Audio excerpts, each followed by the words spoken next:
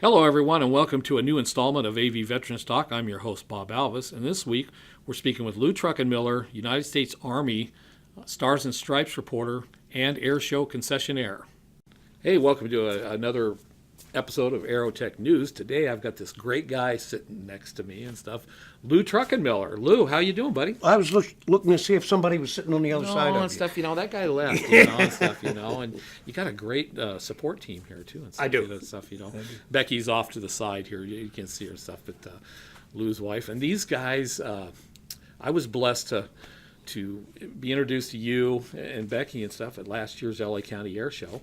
When you came into work there, and you live, guys, out in Santa Barbara? We live in Santa Barbara. Becky was born and raised in Santa Barbara. Yeah. She's, is it fourth generation? Fourth or fifth. Yeah, yeah. And she picked me up off the streets one day and said, "Come so on, sad. You look like you need a meatloaf." So sad, yeah.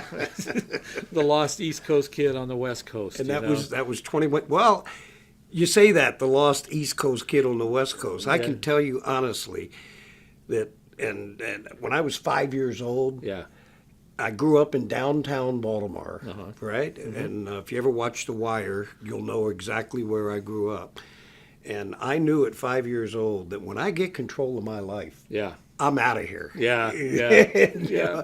And after years of watching Leave It to Beaver, Uh-huh. I thought that's how y'all out here lived. Oh, well. I thought you were all the cleavers. Yeah, well, sorry about that. Yeah. And then you come to the Antelope Valley and you realize Baltimore wasn't really such a bad place. Well, know? at least you got see the us- weather here. Yeah, we You do know, have the weather. Snow is beautiful when it falls. Oh, yeah. And then when you got to live in it the next day, it really gets ugly. It does, And of course, Santa Barbara, you don't have that problem now. Not at all. Not at all. Not at Stuff, all. You got a beautiful beach community there. So you grew up back there, and I grew up back there, and I don't want to date myself, but it was in the early 50s, Yeah, like yeah. 1950. Uh-huh. And I tell everybody I didn't, my education didn't take me into college, but I always thought that I grew up with a better education that you would get in college, and that was being street educated. Yeah. And boy, I use that to this day. Like right now, I'm thinking of punching you out. You think so? Yeah, Great, but- stuff, This could be a first on live, video here. Jeez, what did I do to just upset you so much? Live video. Yeah, live video. That's a new term we're going to coin here. Stuff, It's the Aerotech new term we'll use, live video. So, anyway, growing up, a family, brothers, sisters, or no? I got a brother that he's pretty remarkable. He actually married Becky and I. He did some time in prison. Oh, great. And my mother called me one day and she said, "Your brother found Jesus." Uh-huh. And I said, "No, Mom, I think he found parole." Yeah, But- yeah. But that was 40 years ago. Yeah. And today he is he's a pastor back east, and he again had that same education I had. Yeah. Where he was Street street smart. educated. Yeah. So to the point that the city that he lives in, if they arrest a bad boy, Yeah. they call Pastor T. Yeah. And He straightens them up. he goes over and sits in the cell with him and talks their language. Yeah. And he's received numerous awards and everything. Oh, I could imagine. Somebody like that is invaluable in today's society. And he does it to this day. Yeah. And like I said, we had him fly out to marry us. And everybody, when he came out to marry us, everybody kept asking me during the wedding if I had any single brothers. Yeah. My brother was just a charmer. Yeah. Wow. So it's And he did well. And then I have a younger brother that again went through the same education, and now he's a driver for the TV show The House of Cards. Oh, okay. And I watched the show just to see his name in the credits. There you go. At the end. And I have a sister who was actually a second mom to us three boys. Nice, yeah. You know, So my mother worked in baseball concessions. She worked for the Baltimore Orioles. Uh-huh. So during the summer, we would just pass her in the hallway.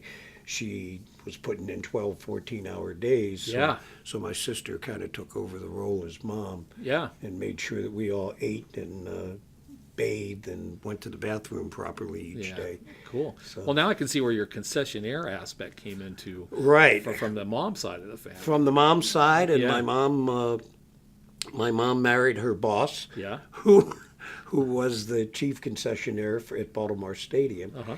And after I got out of the Army, I decided to get into what he was into. Yeah. And that's where it all started from. And I've been in concessions my whole life since then. And Yeah. and I worked for baseball. I worked for the Cincinnati Reds, the Milwaukee Brewers, and I came out here. My father was diabetic, and he went blind at an early age in his mid-50s, and so he retired from baseball, and he wanted to get away from all of us. Yeah. So he moved to Westlake Village, Yeah. California, Down the and valley. he was bored, and my mother read him an ad that was in the local paper about running the concessions at Zuma Beach. Right.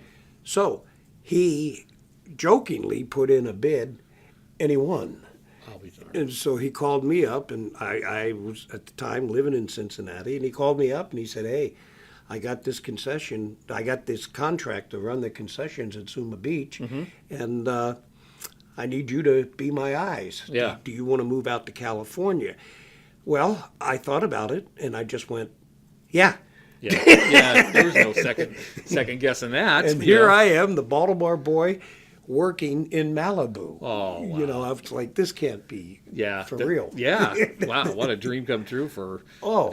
You left all the coal behind in Malibu. Yeah, I came out of here, and then my dad started securing other contracts, and he got the contract to run the cafeteria at the LA County Museum of Natural History. Okay. And so he moved me over there, and my other brother came out and took over Zuma Beach, and I moved to the Museum of Natural History. Wow. And that's how it all started. Wow.